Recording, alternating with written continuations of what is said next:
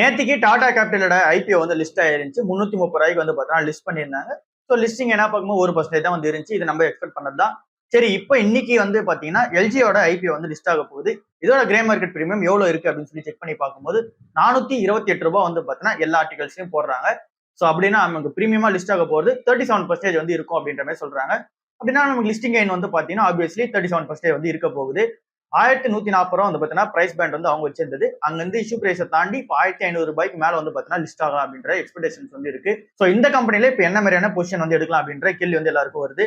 அதாவது இப்போ ஐபி வந்து நான் அப்ளை பண்ணியிருந்தேன், இப்போ என்ன பண்ணலாம், இல்ல அப்படின்னா நான் ஐபி அப்ளை பண்ணல, இந்த டைம்ல வந்து பார்த்தீங்கன்னா ரேலி ஆகும் அப்படின்ற கொஸ்டின்கான ஆன்சர் வந்து கண்டிப்பா ரேலி ஆகும். பட் ஆனா நம்ம வந்து பார்த்தீங்கன்னா புதுசா போறவங்க வெயிட் பண்ணி பார்க்கலாம். ஏன் அப்படின்னா ஓவர் பிரைஸா தான் வந்து இருக்கு. எப்போ அடிப்பாங்கன்னே நமக்கு வந்து தெரியாது. ஸோ அதனால நம்ம வெயிட் பண்ணி பார்க்கலாம். லாங் டேர்முக்கு வந்து பார்த்தீங்கன்னா ஹோல்ட் பண்ண போறோம்னு நினைக்கிறவங்க, அதாவது 10 இயர்ஸ்க்கு மேல ஹோல்ட் பண்ண போறோம்னு நினைக்கிறவங்களும் புதுசா என்ட்ரி ஆக தேவையில்ல. அதுக்கான டைம் வந்து பார்த்தீங்கன்னா வேற டைம் வரும், அப்போ கன்சிடர் பண்ணிக்கலாம். ஏன்னா இப்போ ஓவர் பிரைஸ்ல வந்து இருக்கு. ஏற்கனவே ஐபி அப்ளை பண்ணியிருந்தவங்க லிஸ்டிங் எனக்காக பாக்குறீங்க அப்படின்னா பர்ஃபெக்டா இருக்கு லிஸ்டிங் எனக்கு. ஸோ நமக்கு பெட்டரான ஆப்ஷன்ஸ் நிறைய ஸ்டாக்ஸ் வந்து இருக்கு. ஸோ லிஸ்டிங் என்ன மட்டும் பார்த்துக்கலாம். இல்ல நான் வந்து லாங் டேர்ம் ஹோல்ட் பண்ண போறேன், ஐபி அப்ளை பண்றேன், லாங் டேர்ம் வந்து ஹோல்ட் பண்ண போறேன் அப்படின்னா நீங்க ஆப்வியஸ்லி வந்து பார்த்தீங்கன்னா 10 இயர்ஸ்க்கு மேல வந்து பார்த்தீங்கன்னா ஹோல்ட் பண்ற மாதிரினா கண்டிப்பா வந்து வச்சிருக்கலாம். ஸோ இதுதான் எல்ஜி ஐபிஓ சுத்தி இருக்க விஷயமா இருக்கு. ஹீரோ மோட்டார்ஸ் வந்து 49வது இன்டர்நேஷனல் மார்க்கெட் உள்ள போறாங்க. அவங்களோட 49வது இன்டர்நேஷனல் மார்க்கெட்டா இட்டாலி வந்து பார்த்தீங்கன்னா இருக்கு. ஸோ இட்டாலியில அவங்க வந்து பார்த்தீங்கன்னா ரன் பண்ண போறாங்க. அங்க வந்து இனிஷியலா லான்ச் பண்றது இந்த பல்ஸ் வேரியன்ட்டும், அண்ட் தென் வந்து பார்த்தீங்கன்னா அங்க ஹங்க்னு சொல்லிட்டு ஒரு வேரியன்ட் இருக்கு. இந்த எக்ஸ்பல்ஸும் ஹங்க் வேரியன்ட்டும் வந்து பார்த்தீங்கன்னா இனிஷியலா லான்ச் பண்றாங்க. அங்க யாரு கூட அந்த டிஸ்ட்ரிபியூஷன் டீல் வந்து வச்சிருக்காங்க அப்படின்னா, இட்டாலியில யாரு கூட டிஸ்ட்ரிபியூஷன் டீல் வந்து வச்சிருக்காங்க அப்படின்னா பெல்பி இன்டர்நேஷனல் அப்படின்னு சொல்லிட்டு ஒரு கம்பெனி இருக்கு. அவங்க கூட வந்து இந்த டிஸ்ட்ரிபியூஷன் டீல் வந்து வச்சிருக்காங்க. ஸோ இங்க பெல்பி இன்டர்நேஷனல்ன்ற கம்பெனி வந்து அவங்க கிட்ட நிறைய இங்க சர்வீசஸ் ஏரியா இருக்கு, அண்ட் தென் இங்க சேல்ஸ் ஏரியா இருக்கு. ஸோ அவங்க வந்து இந்த சேல்ஸ் சர்வீசஸ் பார்ட்ஸ் இது எல்லாமே வந்து பார்த்தீங்கன்னா மேனேஜ் பண்ணிப்பாங்க. அவங்ககிட்ட டீலர்ஷிப் வந்து பார்த்தீங்கன்னா சூப்பரா இருக்கு. ஸோ இட்டாலி மார்க்கெட்ல ஹீரோ மோட்டார்ஸ் காப் வந்து உள்ள போறாங்க. டாடா மோட்டார்ஸ் அபிஷியலா டிமர்ஜர் வந்து ஆக போறாங்க. இன்னில இருந்து எஃபெக்டிவா வந்து ஆக போகுது. ஸோ நமக்கு ரெக்கார்ட் டேட் வந்து பார்த்தீங்கன்னா 14ஆம் தேதி தான் வச்சிருந்தாங்க. நேற்றுக்கு நீங்க ஷேர் வாங்கினீங்கன்னா இன்னைக்கு வந்து உங்க அக்கௌண்ட் கிரெடிட் ஆயிருக்கும். ஸோ உங்களுக்கு ரெக்கார்ட் டேட்டுக்கு எலிஜிபிள் ஆயிருப்பீங்க. பட் ஆனா நீங்க இன்னைக்கு வாங்கினீங்க அப்படின்னா நாளைக்கு தான் உங்களுக்கு வந்து அக்கௌண்ட்ல வர அந்த டேட்டா வந்து இருக்கும். அக்டோபர் 15 தான் வந்து வர டேட்டா இருக்கும். ஸோ அதனால நீங்க எலிஜிபிள் இருக்க மாட்டீங்க. ஸோ பார்க்கலாம் இன்னைக்கான அந்த டிமர்ஜர் ப்ராசஸ்ல என்னெல்லாம் நடக்குது, அந்த பிரைஸ் டாப் வந்து என்னெல்லாம் ஆகுது அப்படின்னு சொல்லிட்டு செக் பண்ணிட்டு நாளைக்கு நம்ம வந்து டீடைலா டிஸ்கஸ் பண்ணலாம். கிரெடிட் growth வந்து 10.4% வந்து இருக்கு. ஆனா டெபாசிட் growth வந்து 9.5% தான் வந்து இருக்கு. ஸோ இது வந்து இம்பேலன்ஸா இருக்கு அப்படின்ற மாதிரி சொல்றாங்க. இது சிம்பிளா புரியுற மாதிரி சொல்லணும் அப்படின்னா இங்க எஃப்டிஆரும் வந்து வைக்க மாட்டாங்க. பட் ஆனா இங்க கடன் எடுக்கிறது அதிகமா வந்து எடுக்கிறாங்க. ஸோ டெபாசிட் கம்மியா இருக்கு, பட் ஆனா கிரெடிட் வந்து பாத்தீங்கன்னா அதிகமா இருக்கு. ஸோ இது வந்து ஒரு பெரிய பிரச்சனை வந்து கிரியேட் பண்ணி கொடுக்கும் அப்படின்ற மாதிரி சொல்றாங்க. ஏன் அப்படின்னா இங்க டெபாசிட் வந்து அதிக பேர் போடணும், இங்க டெபாசிட்ஸ் அதிக பேர் வச்சிருக்கணும், அதுக்கேற்ற மாதிரி தான் இவங்க வந்து லோன் வந்து தரணும். பட் ஆனா இப்போ வந்து பாத்தீங்கன்னா டெபாசிட் வந்து பாத்தீங்கன்னா கம்மி ஆகிட்டே இருக்கு, லோன் வந்து பாத்தீங்கன்னா ஏறிக்கிட்டே இருக்கு. அதுலயும் எஸ்பெஷலா வந்து பார்க்கும்போது இங்க சின்ன சின்ன பேங்க்ஸ் எல்லாம் வந்து இருப்பாங்க, அவங்க எல்லாருமே வந்து பாத்தீங்கன்னா அதிகமான அமௌண்ட்ல வந்து இங்க லோன் வந்து தந்துட்டு இருக்காங்க. அவங்களுக்கு எஃப்டி வந்து பாத்தீங்கன்னா அதிகமா வந்து வரதில்ல. பட் ஆனா அவங்க வந்து பண்றது இங்க அதிகமான லோன் வந்து தராங்க. ஸோ இங்க டெபாசிட் கூட இங்க கிரெடிட் வந்து பாத்தீங்கன்னா மேட்ச் ஆகல, கிரெடிட் வந்து அதிகமா தராங்க, டெபாசிட் வந்து கம்மியா இருக்கு. ஸோ இதை கவுண்டர் அட்டாக் பண்ணோம் அப்படின்னா இங்க பேங்க்ஸ் எல்லாருமே எஃப்டியை அதிகமா வந்து பாத்தீங்கன்னா தரணும், அதோட இன்ட்ரெஸ்ட் ரேட் வந்து பாத்தீங்கன்னா அதிகமா தரணும். அப்படி தந்தாதான் மக்கள் வந்து எஃப்டில வந்து பணம் வைப்பாங்க. இல்ல அப்படின்னா மியூச்சுவல் ஃபண்ட்ஸ், கோல்டு இந்த மாதிரி தான் வந்து வைப்பாங்க. யாரும் எஃப்டில பணத்தை வந்து லாக்இன் பண்ண மாட்டாங்க. ஸோ இது வந்து ஒரு பெரிய பிரச்சனையா இருக்கு பேங்கிங் சிஸ்டம்ல. சென்செக்ஸ் வந்து 1,00,000 பாயிண்ட் வந்து கிராஸ் பண்ணோம் அப்படின்னா இந்த 5 செக்டர் வந்து பெரிய டாமினன்ஸா வந்து இருக்கும் அப்படின்ற மாதிரி சொல்றாங்க. அதாவது சென்செக்ஸ் வந்து 1,00,000 தாண்டி போகுது அப்படின்னா இந்த 5 செக்டர் வந்து நம்ம நோட் பண்ண வேண்டியதா இருக்கும் அப்படின்ற மாதிரி சொல்றாங்க. ஃபர்ஸ்டா இருக்குது இந்த ஃபினான்ஷியல் சர்வீசஸ் வந்து இருக்கு. ஸோ இங்க வந்து டிஜிட்டல் growth தான் நம்ம எல்லாரும் ஆகிட்டு இருக்கோம். ஸோ ஃபர்ஸ்ட் வந்து ஃபினான்ஷியல் சர்வீசஸ் வந்து இருக்கு. செகண்டா இருக்கிறது இன்ஃப்ராஸ்ட்ரக்சரும் கேபிட்டல் குட்ஸும் வந்து இருக்கு. தேர்டா வந்து பாத்தீங்கன்னா மேனுஃபேக்சர் இருக்கு.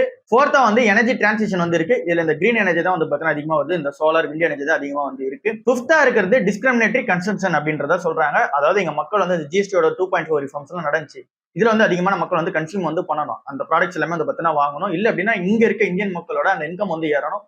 ஏறி அவங்க எல்லாருமே அதிகமான கன்சம்ஷன் பண்ணாங்க அப்படின்னா இது எல்லாமே பர்ஃபெக்டா இந்த 5 செக்டர் வந்து பர்ஃபெக்டா அலைன் ஆயிடுச்சு அப்படின்னா சென்செக்ஸ் வந்து 1,00,000 பாயிண்ட் வந்து பாத்தீங்கன்னா கிராஸ் ஆகும் அப்படின்ற மாதிரி சொல்றாங்க. சோ பார்க்கலாம் சென்செக்ஸ் வந்து 1,00,000 பாயிண்ட் எப்ப கிராஸ் ஆகுது அப்படின்னு சொல்லிட்டு. ஒருத்தர் கரியரை ஸ்டார்ட் பண்ணி 25 வயசுல வந்து பாத்தீங்கன்னா 1 கோடி ரூபாய்ன்ற அந்த போர்ட்ஃபோலியோ ஜர்னி வந்து ரீச் பண்ணிருக்காரு. அவர் எப்படி ரீச் பண்ணாரு அப்படின்றத பார்க்கலாம். அந்த நம்மளும் இது ஒரு இன்ஸ்பைரிங் ஸ்டோரியா வந்து எடுத்துக்கலாம். இது வந்து ரெடிட்ல வந்து எழுதிருந்தாங்க. சோ இது என்ன இதெல்லாம் வந்து பார்க்கலாம். கம்ப்யூட்டர் சயின்ஸ் கிராஜுவேட்டா வந்து இருக்காரு. கூட வந்து பாத்தீங்கன்னா எம்எஸ்சி இன் என்எல்பி வந்து பண்ணியிருந்தாங்க.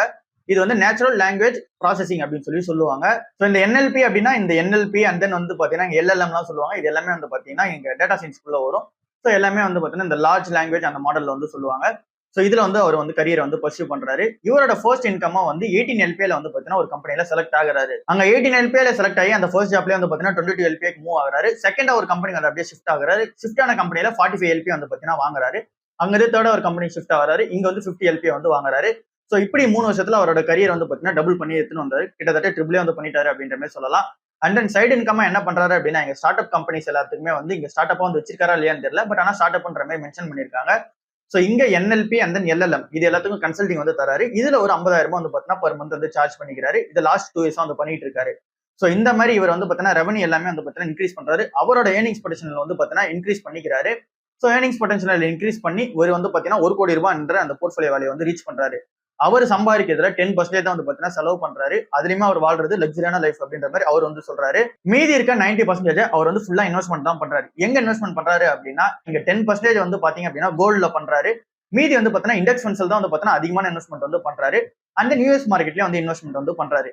ஸோ இவரோட போர்ட்ஃபோலியோ அசெட் அலோகேஷன் பார்த்தோம் அப்படின்னா நம்மளது மாதிரியே சேமா தான் வந்து இருக்கு. ஸோ இங்க US மார்க்கெட்ல வந்து பாத்தீங்கன்னா டைரக்டா பண்றாரு 40% வந்து பண்றாரு. அந்த இந்தியன் மார்க்கெட்ல ஒரு 40%. மீதி இருக்கிறதுல கிரிப்டோ அந்த அதர் இதுவும் வந்து பாத்தீங்கன்னா வச்சிருக்காரு. ஆனா மேஜரா இதுக்கு அடுத்தது வச்சிருக்கிறது யூஎஸ்க்கும் அந்த இந்தியன் மார்க்கெட்டுக்கு அப்புறம் அதிகமா வச்சிருக்கிறது கோல்டு வந்து பாத்தீங்கன்னா அதிகமா வச்சிருக்காரு. ஸோ நம்மளோட போர்ட்ஃபோலியோ ஜனமே அப்படிதான் வந்து இருக்கு. இங்க US மார்க்கெட்ல நம்ம வந்து டைரக்டா இன்வெஸ்ட்மெண்ட் பண்ண முடியாதனால இங்க டாலர் ஏர்னிங் கம்பெனிஸ் அதாவது IT அண்ட் ஃபார்மால நம்ம 40% வைக்கிறோம்.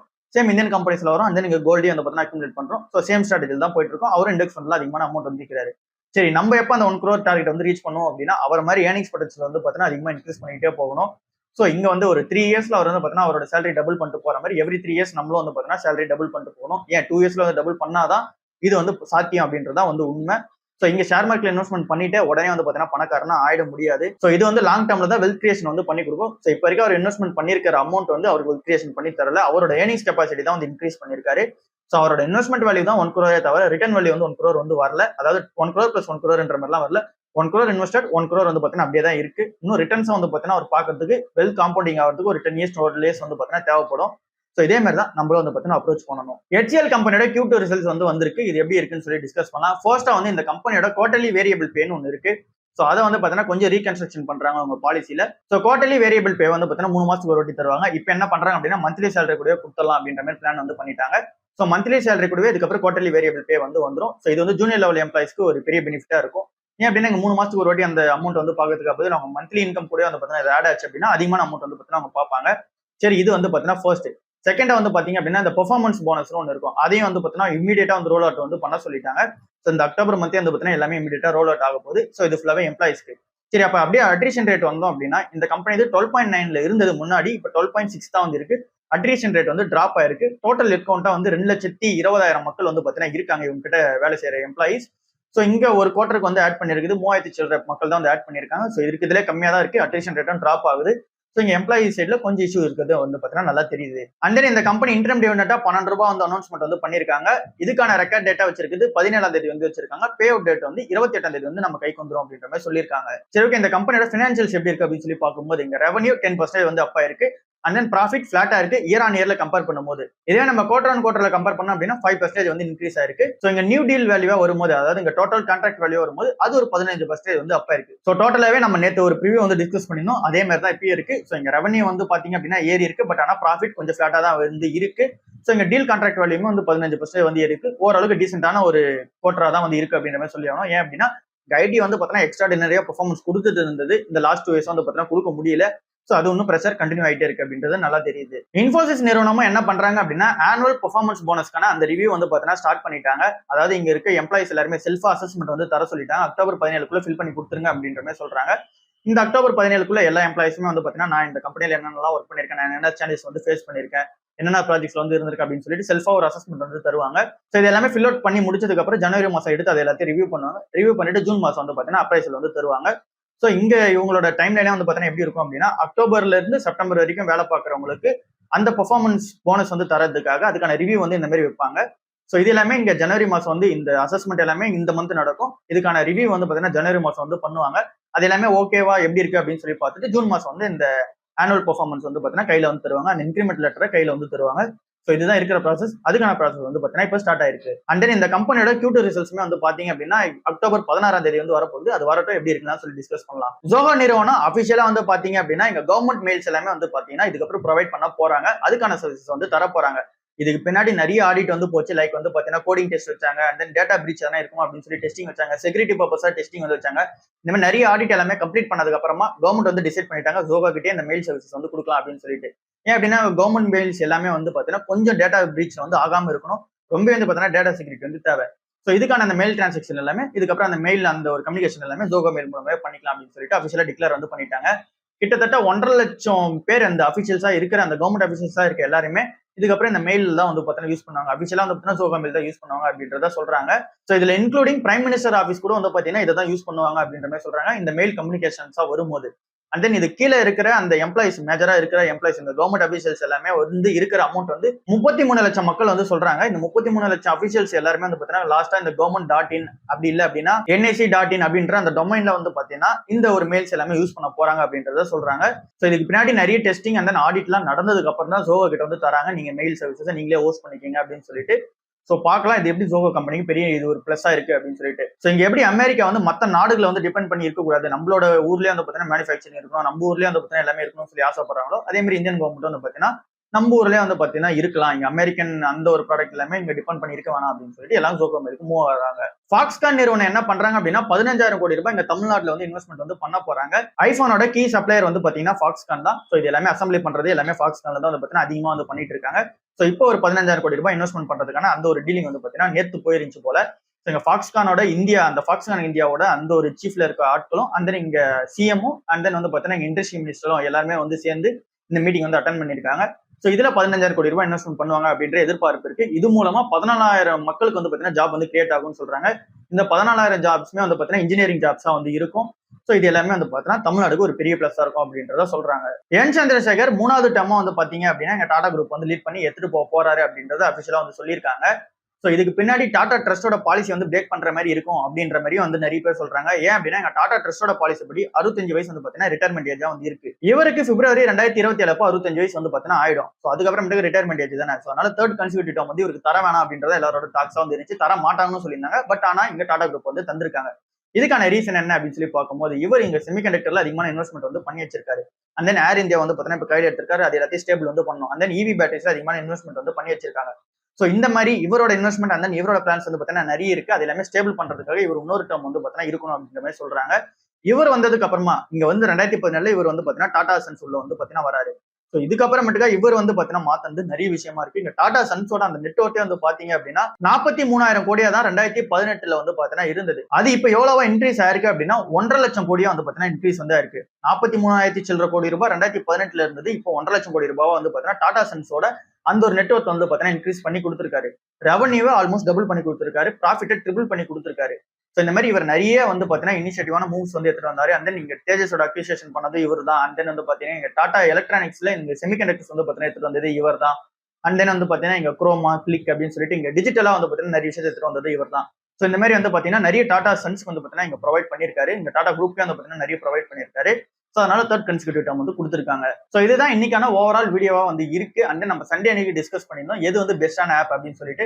அதுல நிறைய பேர் வந்து பாத்தீங்கன்னா இல்ல மினிமம் வந்து பாத்தீங்கன்னா க்ரோல 5 ரூபாய் சார்ஜ் பண்ணிடுவாங்க, சவுத் இந்தியன் பேங்க் வாங்கினா க்ரோல வந்து 5 ரூபாய் சார்ஜ் பண்ணிடுவாங்க அப்படின்றத சொல்லியிருந்தீங்க. அந்த நீங்க which ever is minimum 5 rupees வந்து க்ரோல வந்து சொல்லியிருந்தது, ஏஞ்சல் வந்து 2 ரூபீஸ் வந்து சொல்லியிருந்தாங்க. ஸோ இது வந்து கண்டிப்பா சார்ஜ் பண்ணுவாங்க அப்படின்ற மாதிரி சொல்லியிருந்தீங்க. பட் அப்படிலாம் கிடையாதுன்னு சொல்லி நான் சொல்லியிருந்தேன். ஸோ அதுக்கான ஒரு டீட்டெயில் தான் வந்து பாத்தீங்க அப்படின்னா நான் மண்டே அன்னைக்கு சவுத் இந்தியன் பேங்க் ரெண்டுத்திலையும் வந்து பாத்தீங்கன்னா ஒன்னு வாங்கியிருந்தேன். அதாவது க்ரோல ஒன்னும் ஏஞ்சல் ஒன்ல ஒன்னும் வந்து பாத்தீங்கன்னா வாங்கியிருந்தேன்.